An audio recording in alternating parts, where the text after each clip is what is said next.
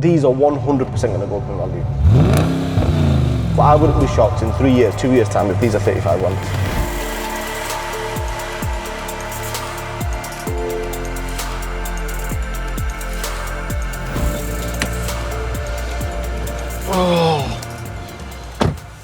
Now then, you guys have probably seen what car it is.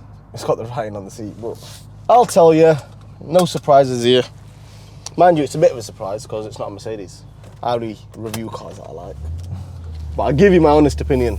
Right, how are we doing today? We've got another video today of a car that I've always liked. They became very, very, very good value for money like 3-4 years ago. Now, they're not so good value for money. Depends what aspect you see it on. Some people are going to say it's still good value for money. I still think it's good value for money.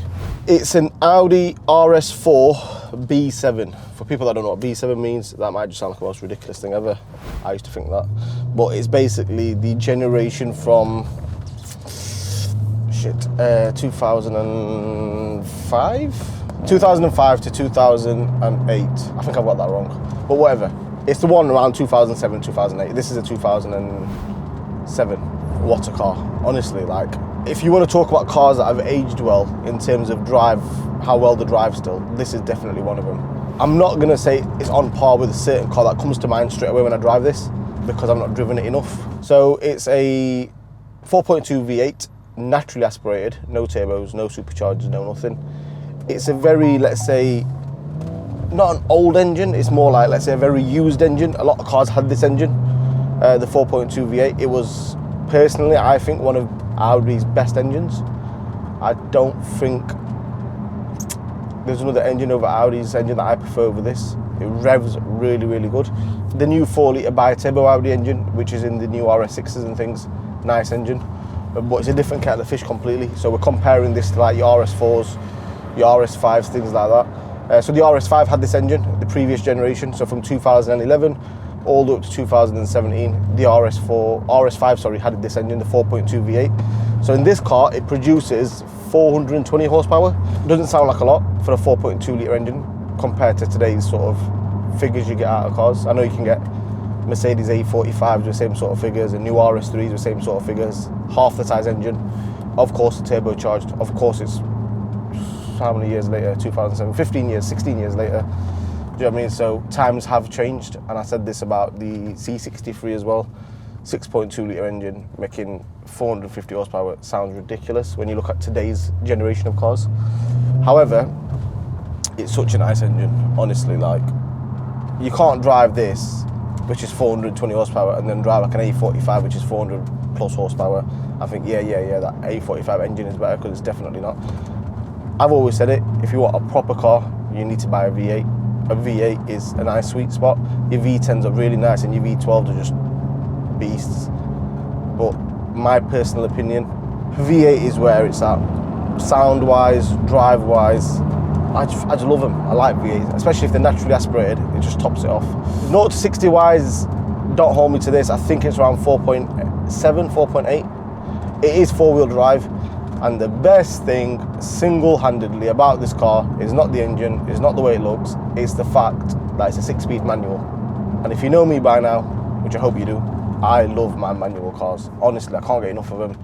Your E39 M5, we've got one of them, and I said the same thing about that. The engine's brilliant on that E39 M5, and like I said earlier on in the video, I said there's a certain car that pops to my mind when I think of this car, and it is the E39 M5, believe it or not. That is the car that it reminds me of in a weird way. Both naturally aspirated, both 6-speed manuals, and both are the last of the manual generations RS cars and M cars. So I think that's where the similarities sort of stop. Apart from that, the E39 is a completely different engine. It's a different car completely. This sounds very, very, very nice. I'm not even sure if this is a standard exhaust, because it sounds so nice. It keeps up with the sound of like your new cars. And from outside, it sounds even better, honestly. And the best thing that this has, that the E39 doesn't have, is its quattro. So you can literally drive it all year round. It is an all year round car. It feels so planted, it's ridiculous. Like, it's just...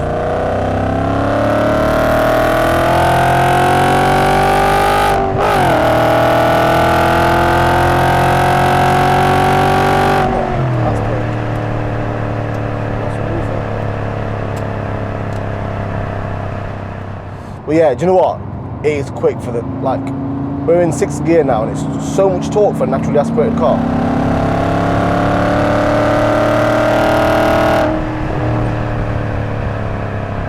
It pulls so well. Honestly, it pulls so well. For a 15, 16-year-old car, the power band is so smooth, it's ridiculous. Like, it's just nice, it's constant. It's not fast. It's not fast. I would not sit in this car and think, wow, fast. But you've got to remember, I've been daily driving E63Ss and 750 horsepower C63s for the last couple of days, so it's not going to compare to none of them, of course, but if you compare it to what it is, and I daren't say it, I think it's similar speed to that E39 M5. Like, I know they're around about 400 brake, I think. I'm not really sure, to be honest. I think they are. But it feels like that constant, and then you get to like a certain rev, about 6,000 RPM, even though it's got no turbo, even though it's got no supercharger, it gets like a certain rev and it just pulls a bit harder. It's hard to explain. But yeah, apart from that, this one, right, let's talk specifically about this car itself, because I'm trying to sell it. Not right now, but it's for sale. It's done 89,000 miles, which isn't bad at all. It's a very, very nice interior. Not many of them have got this interior. A lot of them just come with black leathers. I know people are going to say in these you can get them bucket seats. I've been in them, very uncomfortable, like very uncomfortable. But I know they are a massive, massive extra in these, so I would understand why somebody would want them seats over these, 100%. Really well looked after. The bodywork on this car is ridiculously clean for the age. You can see how clean the car is, it's ridiculously clean. The service history with it, like stacks of paperwork with it, really well maintained. And there's no wear on the interior at all, literally none. None of the buttons are worn out, nothing. Nice, nice car. I always ask myself this question after these videos, would I buy one? Well, the answer to that obviously is yes, because I've got one. But would I actually buy one to keep and not to sell? Very easy answer, like very easy answer. The answer is yes, 100%. I would have this over the new RS4, by the way. So they use the same engine in the new RS4 that they use in the new RS5. It is bloody hot in here, 1 minute. Fucking hell, it's like a sauna.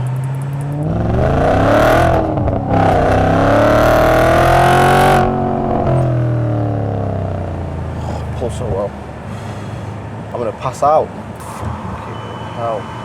Aircon works, that's what I'm talking about. Right, so yeah, I would definitely buy one, 100%. I get it.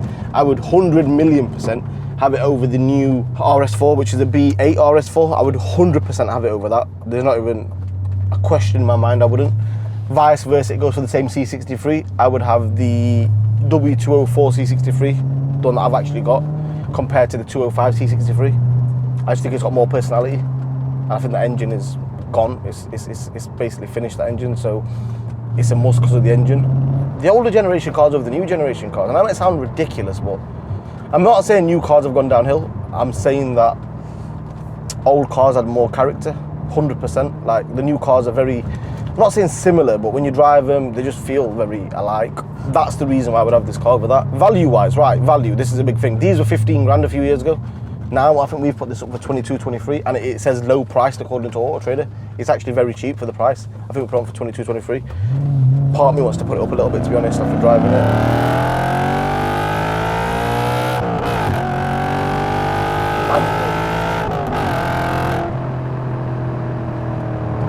When you drive a manual car for so long, especially a powerful one, it makes you feel in control.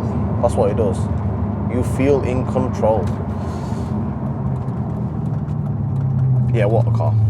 Yeah, value for money wise, look, you can probably get new shit ones for this price now.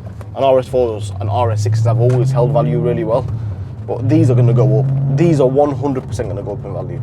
I wouldn't be shocked, and I mean this genuinely. I think there's a few on the Auto Trader at the moment for like 27, 28 grand, but I wouldn't be shocked in 3 years, 2 years time if these are 35 grand. If someone said to me, I've just bought a B7 RS4 for 35 grand in a few years, I wouldn't be shocked. I wouldn't be like, wow. You've got to remember this is an estate as well, which makes it a bit more rare. I know they did make these in saloon quite a lot. Yeah, the drive-wise, the gearbox is ridiculously smooth. It feels really, really good. It don't feel slow. Like I said, it don't feel slow for today's generation. It feels really nice. It feels like a really good sweet spot. Amount of power, grip, space, drivability-wise, performance. It just feels really, really nice.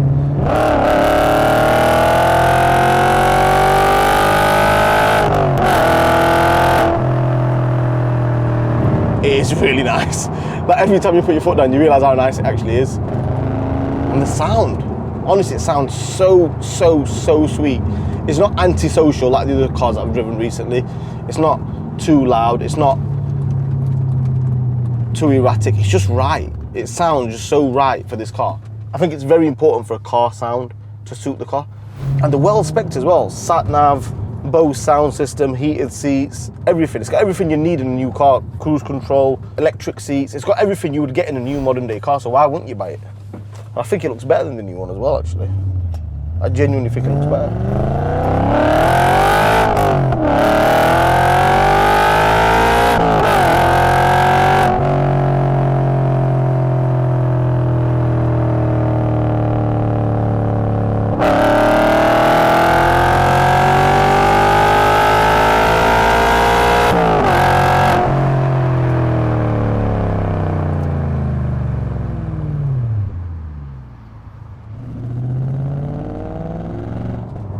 This is right. Honestly, this is such a nice car.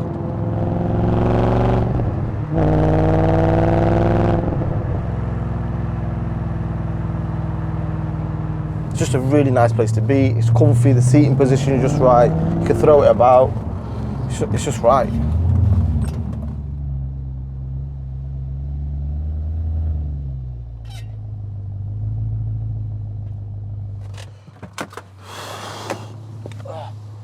How do you, mate? You right? Right, Audi RS4. Do you buy one?